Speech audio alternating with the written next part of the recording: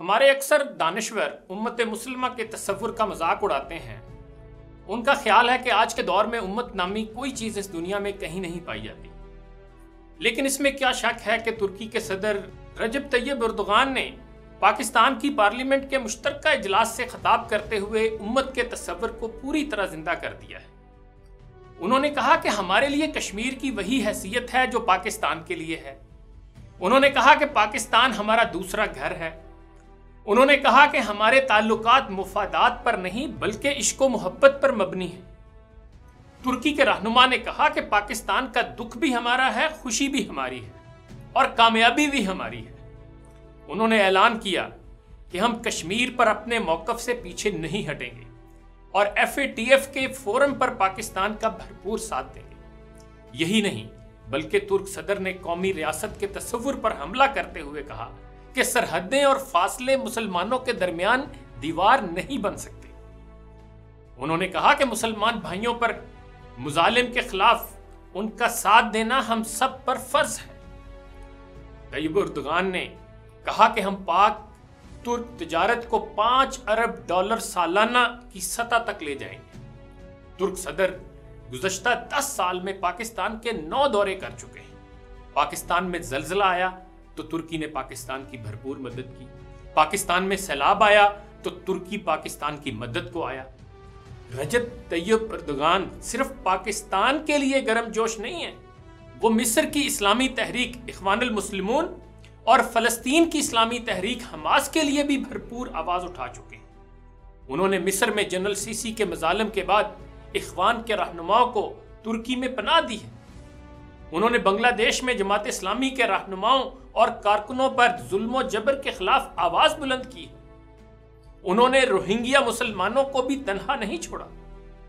اب انہوں نے پاکستان میں جو کچھ کہا ہے وہ امت کے تصور کو زندگی مہیا کرنے سے کم نہیں۔ طیب اردوغان اس وقت مسلمانوں کے واحد امت گیر رہنما ہیں، جو عوامی جلسوں سے خطاب کرتے ہوئے اقبال اور ان کی شاعری کا ذکر کرتے ہیں۔ اسلام کی نہاد اور مزاج میں جو آفاقیت اور عالمگیریت ہے، وہی آفاقیت اور عالمگیریت اس نے مسلمانوں کے مزاج میں پیدا کی تھی۔ جیسے اقبال نے کہا تھا، یہ پورب یہ پچھم چکوروں کی دنیا، میرا نیل گوں آسماں بے کرانہ۔ اسلام نے مسلمانوں کو رنگ، نسل، قبائلیت، قومیت، لسانیت، جغرافیے، فرقے اور مسلک سے بلند کر کے ایک امت بنایا تھا۔ قرآن نے خود مسلمانوں کو امت وسط کہا ہے کہ مسلمان ایک جسم کی طرح ہے۔ جسم کے کسی حصے میں بھی تکلیف ہو، پورا جسم اس کا درد محسوس کرتا ہے۔ اسلام بتاتا ہے کہ تقوی اور علم کے سوا کسی مسلمان کو دوسرے مسلمان پر کوئی فضیلت حاصل نہیں۔ رسول اکرم صلی اللہ علیہ وآلہ وسلم کے زمانہ مبارک میں ایک مہاجر اور ایک انصاری کے درمیان جھگڑا ہو گیا۔ انصاری نے اپنے قبیلے کے لوگوں کو آواز دی، مہاجر نے اپنے قبیلے کے لوگوں کو پکارا۔ رسول اکرم صلی اللہ علیہ وآلہ وسلم کو یہ بات معلوم ہوئی تو ناراضی سے آپ کا چہرہ مبارک سرخ ہو گیا۔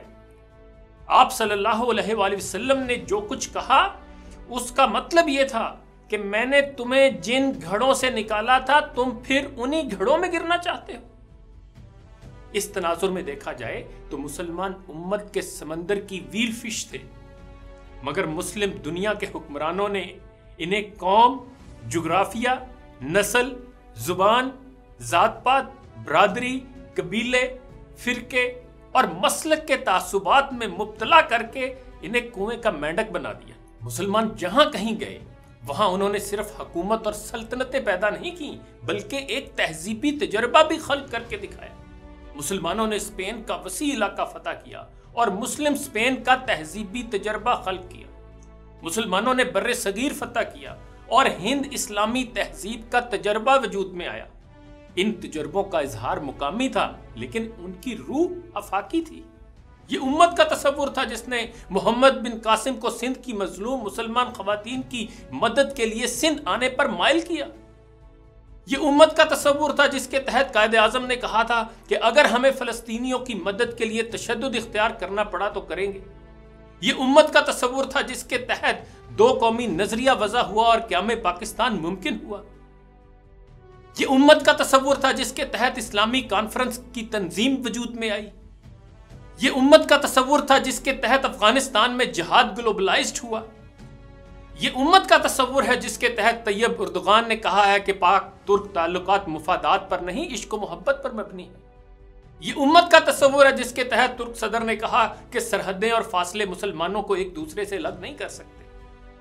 اچھا پھر آپ یہ بھی دیکھیے کہ ملت اور امت کے ہم مانی تصورات کو بر صغیر کے مسلمانوں نے جس طرح سمجھا اور برتا، اس کی مثال نہیں ملتی. یہ بات راز نہیں کہ خلافت ترکی میں ختم ہو رہی تھی اور خلافت تحریک بر صغیر میں چل رہی تھی. اس وقت پورا عالم اسلام سویا پڑا تھا، بلکہ عالم عرب ترکی کے دشمن کا کردار ادا کر رہا تھا. مگر بر صغیر میں یہ شعر گونج رہا تھا، بولی اماں محمد علی کی جان بیٹا خلافت پہ دے دو.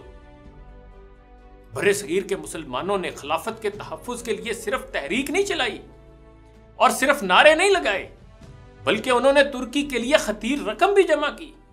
خواتین نے اپنے زیور پیش کیے. آج طیب اردوغان امت کے تصور کی بات کر رہے ہیں تو اسی تحریک کی وجہ سے. انہوں نے صاف کہا ہے کہ وہ ترکی کے لیے بر صغیر کے مسلمانوں کے تاریخی کردار کو نہیں بھولے. وہ اقبال کو یاد کرتے ہیں تو اقبال کی شاعری کی آفاقیت کی وجہ سے.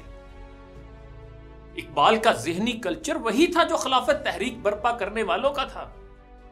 چنانچہ اقبال نے 20ویں صدی میں امت کے تصور کو جس طرح بیان کیا اس کی مثال نہیں ملتی. وہ کہتے ہیں چین و عرب ہمارا، ہندوستان ہمارا، مسلم ہے ہم، وطن ہے سارا جہاں ہمارا. پھر کہتے ہیں بتان رنگ و خو کو توڑ کر ملت میں گم ہو جا، نہ تو رانی رہے باقی، نہ ایرانی نہ افغانی.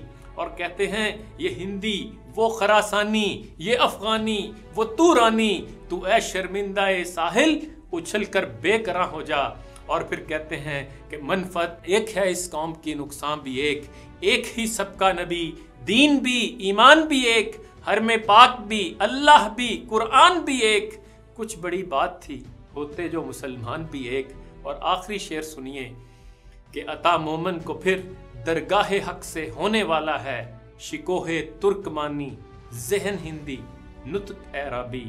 اقبال کو خدا کی بارگاہ سے امید ہے کہ بہت جلد ترکوں کو ان کی کھوئی ہوئی شان و شوکت، بر صغیر والوں کو ذہانت اور عرب والوں کو فصاحت و بلاغت عطا ہوگی. اور جب کہیں مسلمانوں کی یہ خوبیاں اکٹھی ہو گئیں، امت کے احیاء اور اس کے عروج کو پھر کوئی نہیں روک سکے گا. ہر کمال رازوال، ہر زوال را کمال. اگر یہ صرف ہمارا خواب ہی ہے تو مجھے یقین ہے کہ اللہ کو ہمارا یہ خواب دیکھنا بھی یقیناً پسند آئے گا. آرزو، نیت اور ارادے کا ثواب تو ملے گا نا. انہی گزارشات کے ساتھ آپ سے اجازت لیتا ہوں. IM-TV کے اگلے پروگرام میں پھر بات ہوگی. اپنا خیال رکھیے گا. اللہ حافظ. ابھی تک ہمارا چینل سبسکرائب نہیں کیا ہے تو فوراً اس سبسکرائب کے بٹن پر کلک کر دیں اور ساتھ ہی بنے بیل آئیکن پر بھی کلک کر دیں تاکہ ہمارے چینل کی طرف سے آنے والی تمام لیٹسٹ اپڈیٹس آپ تک بر وقت پہنچ سکیں. بہت شکریہ.